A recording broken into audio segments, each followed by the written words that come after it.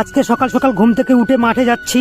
এই ছাগলটা রাত্রে হয়তো ঘুম পাড়তে পারেনি, তাই দিনের বেলা ঘুম পাড়ছে। দেখো সকালবেলা কৃষকরা সবজি তুলে নিয়ে বাজারে যাচ্ছে।